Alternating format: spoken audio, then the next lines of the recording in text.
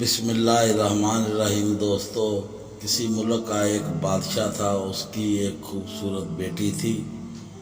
بادشاہ کا ایک غلام تھا جو جوانی کے عالم میں بادشاہ کی بیٹی پر فدا ہو گیا۔ اب غلام کی حیثیت یہ نہ تھی کہ بادشاہ سلامت سے اس کی بیٹی کا رشتہ مانگ لیتا۔ ایک دن اس نے اپنے ساتھیوں سے مشورہ کیا۔ ساتھیوں نے کہا کہ تمہارا دماغ تو ٹھیک ہے، بادشاہ کو اگر تم نے یہ بتا دیا تو پھر تمہیں زندہ آگ میں جلا دے گا۔ اب غلام کافی پریشان تھا۔ اس نے پریشانی کے عالم میں ایک فیصلہ کیا کہ پریشانی سے اچھا ہے کہ بادشاہ کی خدمت میں جا کر درخواست کروں، پھر اپنی قسمت آگ میں جلنا نصیب ہو یا پھر بادشاہ کی بیٹی نصیب ہو۔ اب وہ غلام بادشاہ کی خدمت میں حاضر ہوا۔ بادشاہ نے آنے کی وجہ پوچھی تو غلام نے گھبراہٹ میں سارا قصہ سنا دیا اور بولا کہ بادشاہ سلامت، اب آپ اپنی بیٹی کا نکاح مجھ سے کر کے مجھ پر احسان کر دیں۔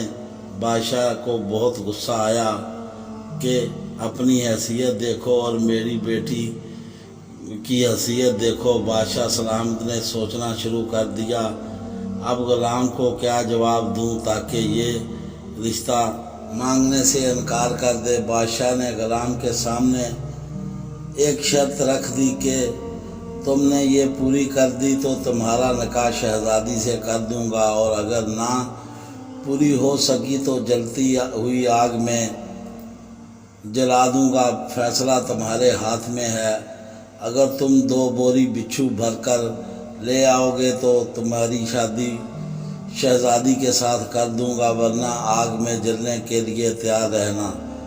بادشاہ نے یہ شرط اس لیے رکھی تھی کہ اتنے زیادہ بچھو یہ کہاں سے اکٹھے کر کے لائے گا، اور غلام یہ شرط پوری کرنے میں ناکام ہو جائے گا اور دوبارہ رشتہ مانگنے نہیں آئے گا۔ غلام یہ شرط سن کر بہت پریشان ہوا اور اس نے بادشاہ کی شرط مان لی اور اپنے کام میں مصروف ہو گیا، لیکن وہ کچھ پریشان سا رہنے لگا۔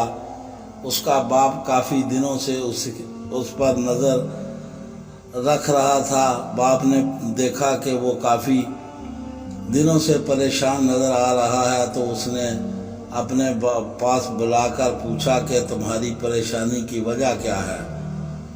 تو اس نے سارا واقعہ اپنے باپ کو سنا دیا۔ باپ نے بیٹے کو سمجھاتے ہوئے کہا کہ تم پریشان نہ ہو، میں تمہیں بچھو جمع کرنے کا طریقہ بتا دوں گا۔ باپ بولا، شام کو تم میرے پاس آ جانا، میں تمہیں بچھو پکڑنے کا طریقہ بتا دوں گا۔ شام کو غلام اپنے باپ کے پاس پہنچ گیا۔ باپ نے 2 بوریاں لانے کا کہا۔ جب وہ 2 بوریاں لے کر آیا تو باپ نے قبرستان میں ایک قبر کا پتہ بتا دیا کہ فلاں قبر پر جاؤ اور قبر سے ساری مٹی نکالو، اور آخر میں جب ایک اینٹ رہ جائے تو شروع کی اینٹ نکال کر بوری کا منہ سوراخ پر رکھ دینا۔ جب بوری بھر جائے تو اس بوری کا منہ کسی رسی سے باندھ لینا، اور پھر دوسری بوری کو اسی طرح پھر بھر لینا، اور اس کے بعد قبر کو اچھی طرح بند کر دینا اور بوریاں بادشاہ کے پاس لے جانا۔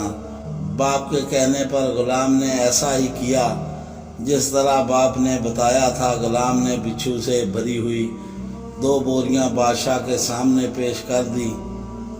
بادشاہ بڑا حیران ہوا کہ وہ وعدہ کے مطابق شہزادی کا نکاح اس سے کروا دیا، اور غلام کو پاس بلا کر بچھو جمع کرنے کا راز پوچھا کہ تم نے اتنے سارے بچھو کہاں سے جمع کیے؟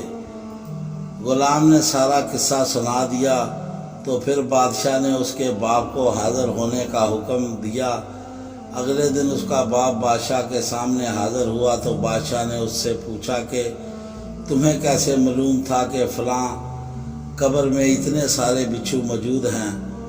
اس کے باپ نے بتایا کہ یہ فلاں آدمی کی قبر ہے، یہ آدمی زندگی میں داڑھی منڈواتا رہا اور مرتے وقت جب اس کی داڑھی منڈی ہوئی تھی تو حضور صلی اللہ علیہ وآلہ وسلم کا ارشاد ہے کہ جو شخص اس حالت میں مر گیا کہ اس کی داڑھی قبر میں نہ ہو تو قبر میں اس کی داڑھی کے ہر بال پر ایک ایک بچھو ہوگا۔ حضور صلی اللہ علیہ وآلہ وسلم کی بات کبھی جھوٹی نہیں ہو سکتی، اس لیے میں نے اس قبر سے بچھو جمع کرنے کا کہا اور قبر کا پتہ بتا دیا۔ بے شک ایسا ہی ہوتا ہے کہ حضور صلی اللہ علیہ وآلہ وسلم کی جو پسند حقیقت میں اللہ تعالیٰ کی پسند ہے۔ اللہ تعالیٰ ہمیں حضور صلی اللہ علیہ وآلہ وسلم کی مبارک سنت پر عمل کرنے کی توفیق عطا فرمائے، آمین ثم آمین۔